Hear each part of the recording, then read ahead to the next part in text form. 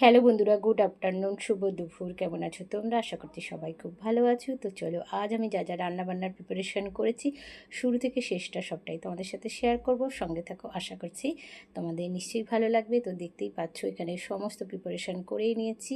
আর এই তো আমি এখানে কিন্তু রান্নাবান্না মোটামুটি বসিয়ে দিয়েছি।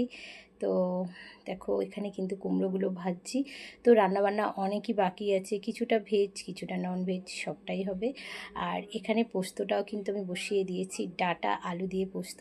এখন তো আমাদের কাছে এই পোস্ত আর পটল আর ঢ্যাঁড়স এইগুলোই অপশান আছে, এছাড়া আর কিছু অপশান নেই। তো যাই হোক, এখানে দেখো তিল, পোস্ত, কাঁচা লঙ্কা বেটে অ্যাড করে দিলাম। একটু নাড়াচাড়া করে নেব, যেহেতু এর মধ্যে একটা কাঁচা স্মেল আসে।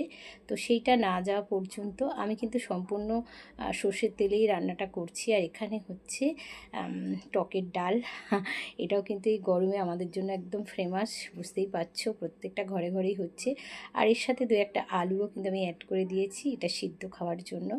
আর এই দেখো রান্নাবান্না বেশ কিছু করে নিয়েছি, করলা ভাজা, কুমড়ো ভাজা, গরম গরম ভাত। তো এগুলোই তোমাদের সাথে প্রতিদিনই শেয়ার করি, তাই আজকেই বা কেন করব না, তাই শেয়ার করে দিলাম। তোমরা কে কী রান্নাবান্না করেছো অবশ্যই শেয়ার করো। চাটনি আর এখানে দেখো পোস্ত। কেমন লাগলো অবশ্যই জানিও। টাটা, শুভ দুপুর।